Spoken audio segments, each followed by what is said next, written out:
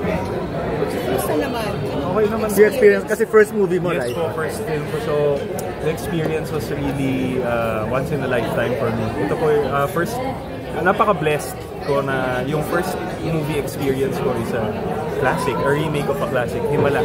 So, ngayon, isang Himala na yung title namin. So, sobrang laking blessing na, kumbaga, kung ito man lang yung gagawin kong movie in my lifetime, okay na. Talaga?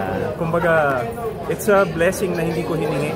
So, yung magkaroon ng palabas, hindi po. Yung cast po namin nung 2019. Yung musical. Opo. Okay. In-insist ni Direk Pepe Diokno na lahat kayo? Lahat kami. Kasi that's how moved he was nung nanood. So sabi niya, gusto niya bawat isa po na nandoon kasama.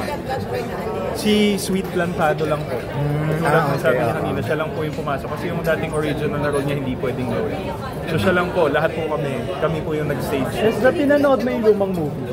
Yung film mismo? Yes po. Pero before pa, noong 2018. Ganun po kasi pag may gagawin akong role, ayoko po siyang pinapanood. Gusto ko po fresh yung take. So, pero as respect to the remake, kinailangan ko po siyang panoorin. I had to. Okay. So, Spanky Manikan. Spanky Manikan po. Yes.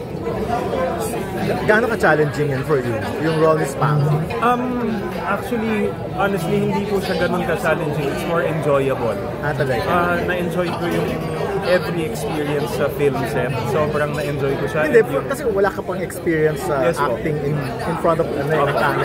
Yes, pero kumbaga sa theater, I've been doing theater for 15 years. So, okay. Kumbaga yung acting experience ko is matagal na, pero for camera, bagong-bago. So, nung pagsampa ko po doon yung challenges ko doon, yung was acting for the camera. Kasi sa teatro, sanay po kami ihaharap mo sa tao, ganyan. Pero ito, kunyari, lahat kailangan na ka sa camera, alam mo yung angulo mo. Pero like after 2 shooting days, nagamay ko na din siya and na-enjoy ko na siya. Anong reaction ng mami mo nung finally pinasok mo yung acting? Opo, syempre mainstream acting yung tinatawag nila. Kasi yung 2003 version, yung original na Himala Isang Musika, si mami po, si Dulce, ang gumanap na original na Nanay Saling, yung role ni Between Escalante. So, ang tagal na po, 20 years na po since then. I was just 15 years old that time. High school student nung pinanood ko yun. Sobra po akong amazed. I mean, not to be biased, but syempre si Dulce, napakagaling. Parang kahit ako mismo anak niya noon, talagang naalala ko up to this day na nakakatindig balahibo siya. Especially for a 15-year-old teenager. Okay. So ngayon, isipin niyo yung blessing na after 20 years, gagawin ko pala siya sa pelikula. Na 20 years ago, hindi pa man lang ako kumakanta. So ganun po yun Yun yung blessing So, napakalaking blessing po talaga So, ikaw ba tinrain ka ng mami mo sa pagkanta or talagang gifted na because minana na or... masabi ko po may minana pero inaral ko po siya nung college. Graduate po ako ng Conservatory of Music sa UST. So I'm a voice major. So classically trained tenor po talaga ako. So yan po. So singing talaga pero nung college na. Nung 15 years old di pa po ako kumakanta. I was more of an instrumentalist. Pianista, gitarista. Kasi being the son of Dulce parang minsan ang hirap. Alam niyo po yan. Parang, pero hindi mo maiiwasan yun Mahirap Dulce, in what sense? Yes yung comparison kasi or not just the expectations. Okay. Dulce. She's an icon. She's a powerhouse. Kumbaga, mula nung bata ako, ang tanong sa akin, so you're the son of Dulce, so do you sing like your mom? It was always like that. Paano sinasagot? So nung time na yun, hindi lang po magsalita, bata ako, mahihain ako. So, mahirap po. So, subconsciously, lumayo ako sa mundo ng pagkanta. So, gitarista po ako ng rock band dati, pianista ako, drummer.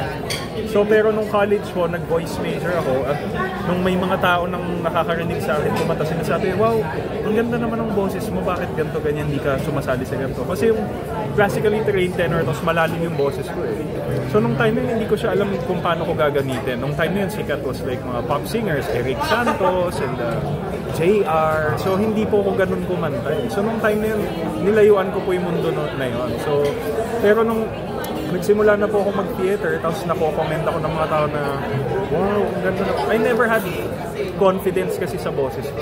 Hindi ko siya alam kung paano gamitin. Pero, nung dumadating na po yung sinasabi nila na yung quality ng boses ko was very like, pang like Josh Groban, mga ganun parang okay. international. Saka ako parang nauuto, kumbaga nabubudol na, ba may talento naman talaga ako sa pagkanta. So doon ko nagsimula yun. When I had the confidence. So starting 2016, ay nabubok ko na po yung mga lead roles, romantic leads. So doon na po ako nahasa sa teatro na kumakanta at nagiging romantic lead with all these leading ladies. So, tapos ngayon, dito na tayo sa film. So, pero ang mami mo ba, alam na marunong kang kumanta nung bata ka pa? Prior to that, yung nag-college ka, so... Alam po niya, pero ako hindi ko alam. Okay. College din. Nung nag-college po, so around... Nung bata po, hindi ko Wala, hindi niya alam na Opo, siya pianista aware po ako. na meron Kahit siya. tanungin niyo siya, alam niya po yung story. Pero, Hindi ka siya niya po, pinupush? hindi si... Sa mga party niyo, Hindi po.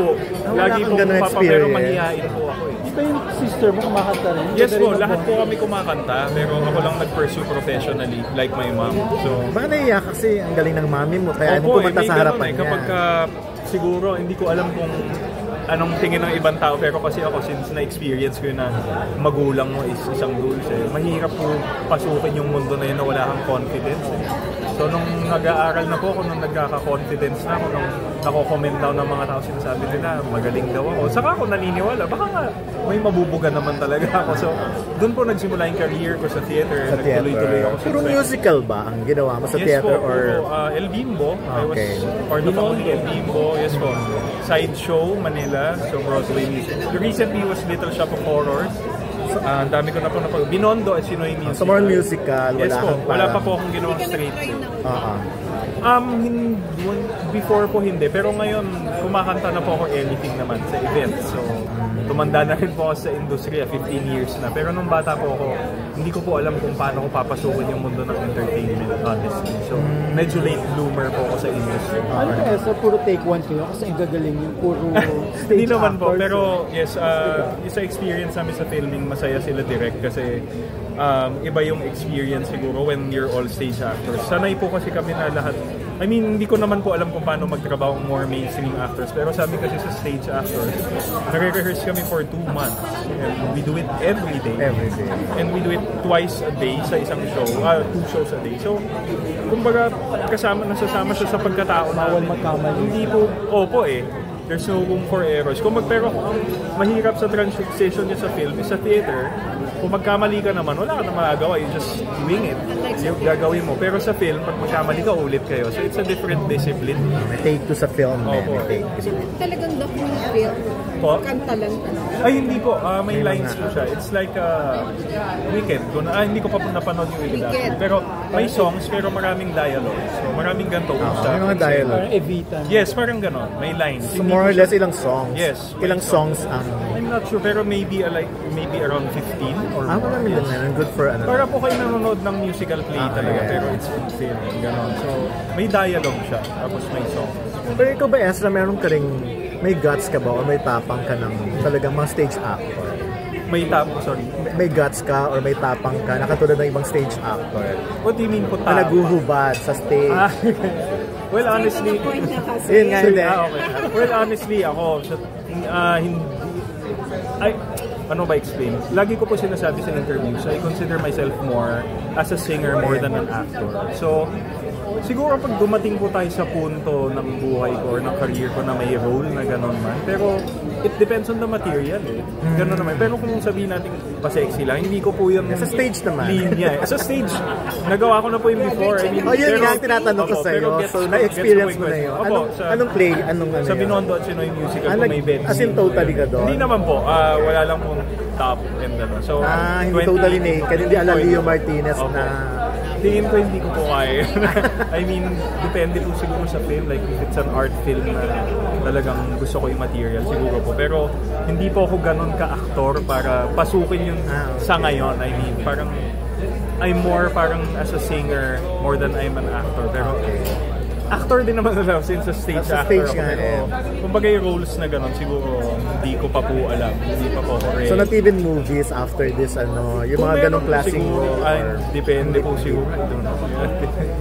because of your, ano, Hindi yung naman paniniwala mo sa... Hindi naman po. It's nothing religious. Hindi po magpapaka-hypocrite. I'm not religious at all. I mean, I pray by myself but bihira po makapagsimba. Parang lahat naman tayo may ganung pagsasala. I try to. Pero hindi naman po siya related religiously. Hindi po ganun. It's just a personal choice. Anyway, single ka or... I'm engaged po. Engaged now. So wala pang family, walang kids? Wala po. Pero... Sino yung girlfriend mo? Taga-showbiz din. Hindi po siya showbiz pero she works for marketing for showbiz also. Pero she's not a showbiz personality. Kailan ang wedding? Ang ano po? Wedding. Pinaplan pa po. Actually, dapat last year pa nung nasa Hong Kong pa ako. Pero medyo biglaan po kasi umuwi ako dito na ayoko na mag-Disneyland. So medyo nabago po. 3 years po. 2021, yes, 2021. Tapos 7 months ago, umuwi po ako May. Tapos pag uwi ko dito, after 2 months, nabalita ako may movie kami. So kung hindi po ako umuwi, kung nag-renew ako ng contract doon, hindi ako makakasali sa film. Pero at least ang naririnig mo, parang sinasabi na kasing galing mo yung mami mo. Or wala naman nagsabi na ba't yung mami mong galing-galing, tapos ikaw... Ay, hindi naman po. Awa ng Diyos naman po, parang nagugustuhan naman lagi yung mga performances ko. Ayun po. Sige, thank you. Na-meet ko po nung 2018 po. Pero ngayon, nag-shoot na siya ng participation. Ay, honestly, hindi ko po alam. Nung kanina nung Siyempre, binanggit hindi nga sinasabi. kaya nagtininang kami kasi nagulat kami. So, honestly, wala po ako idea. So, hintayin ko na lang din po yun sa premiere night sa 19. Honestly, hindi ko po alam. Pero na-meet mo na siya noon Yes po, pa? nung 2019. Nanood po siya noon. Okay. Anong sabi? Masaya po siya. Iyak po siya ng iyak noon. I was so proud. So, alam niya na anak ka ni Dulce? Opo. Talaga na? Opo.